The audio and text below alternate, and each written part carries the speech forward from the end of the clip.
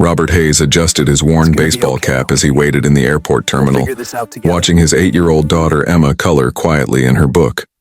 At 52, the lines around his eyes told stories of desert deployments and sleepless nights as a single father. His graying beard was neatly trimmed, a habit from his Marine days that he'd never quite shaken.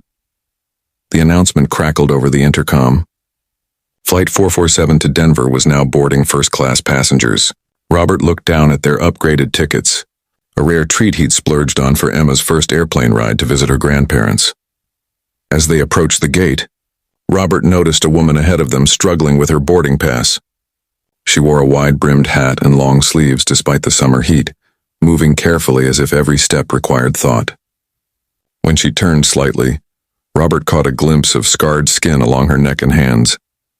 "Daddy, why is that lady wearing so many clothes when it's hot?" Emma whispered. Robert knelt down to Emma's level. "Sometimes people have reasons we don't understand, sweetheart. The kind thing is to treat everyone with respect." The woman ahead fumbled with her documents, clearly distressed. The gate agent's voice grew impatient as the line backed up behind her. "Ma'am, I need to see your identification clearly," the agent said, louder than necessary. Robert stepped forward. "Excuse me," he said gently to the woman.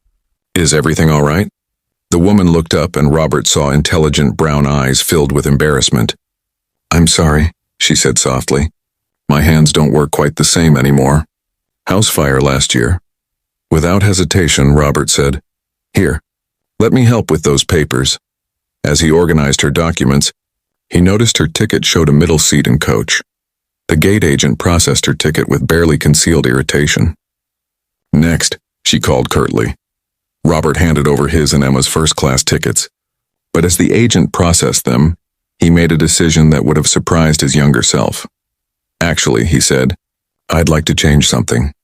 Minutes later, Sarah Mitchell found herself being escorted to seat 2A first class, while Robert and Emma settled into her original seats in row 23.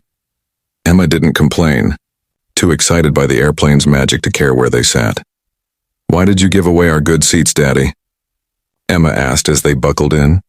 Robert thought for a moment, remembering his own mother's words from decades past. "Sometimes the right thing isn't the easy thing, Emma. That lady needed kindness more than we needed extra legroom."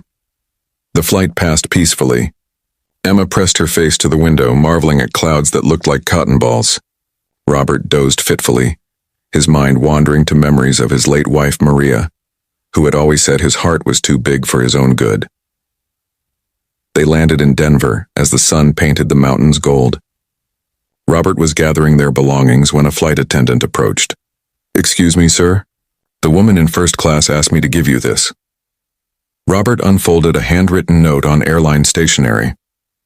"Thank you for your kindness. In a world that often looks away, you chose to see me. Your daughter is lucky to have such a father. With gratitude, Sarah Mitchell." Emma read over his shoulder, sounding out the words, "That's nice, Daddy."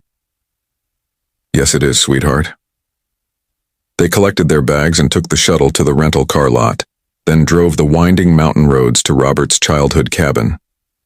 His father had built it with his own hands in 1975, and it remained their family refuge. The next morning, Emma was feeding chipmunks on the deck when an unusual sound echoed through the valley.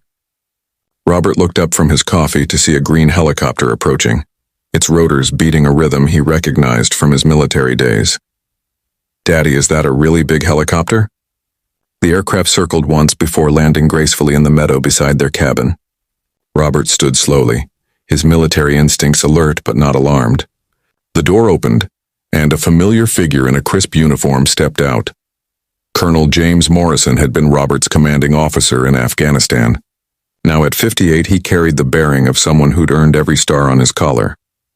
"Bob Hayes," Morrison called out, striding toward the cabin. "Permission to come aboard this mountain retreat of yours?" Robert grinned, the first genuine smile in weeks. "Granted, sir, though I'm curious about the dramatic entrance." Emma peeked out from behind her father, wide-eyed at the sight of the helicopter and the stern-looking officer. Morrison's expression softened as he approached. "Yesterday, a story reached my desk about a Marine veteran who gave up his first-class seat to help a burn survivor. Seems this woman, Sarah Mitchell, has some connections in Washington." Her late husband was General William Mitchell. Robert's eyebrows rose. He remembered General Mitchell, a decorated Vietnam veteran who died in a car accident the previous year. She made some calls, Morrison continued. Wanted to make sure your act of kindness was recognized properly. The colonel reached into his jacket and withdrew an official document. Robert Hayes, by order of the Secretary of Veterans Affairs, you are hereby awarded the Citizen Service Medal for exemplifying the highest values of service and compassion. Emma clapped her hands as Morrison pinned the medal to Robert's flannel shirt. There's more, Morrison said, his voice warming. Mrs. Mitchell also wanted you to know that she's been looking for purpose since her recovery. She's decided to start a foundation helping burn survivors with travel accommodations. She wants to call it the Hayes Foundation for Traveling Kindness. Robert felt his throat tighten. Colonel, I just gave up a seat. Anyone would have done the same. No, Bob, not everyone would have. That's what makes it matter. As the helicopter prepared to leave, Morrison placed a hand on Robert's shoulder. Take care of yourself, Marine. And that little girl of yours. The world needs more people who choose kindness when no one's watching. Emma waved enthusiastically as the helicopter lifted off, disappearing over the pine-covered ridges. That evening, as they sat on the cabin's porch watching fireflies dance in the gathering dusk, Emma curled up against her father's side. Daddy, do you think that lady is happy now? Robert adjusted the medal on his shirt, thinking of Sarah Mitchell and the foundation that would help others travel with dignity. He thought of his late wife, who would have been proud of the lesson Emma had learned about kindness. I think she's finding her way to happy, sweetheart. Sometimes when we help others, we help ourselves too. Emma nodded sagely as if this made perfect sense in her 8-year-old world. Like when you helped her and then the helicopter man helped you? Exactly like that, Emma. Kindness has a way of coming back around.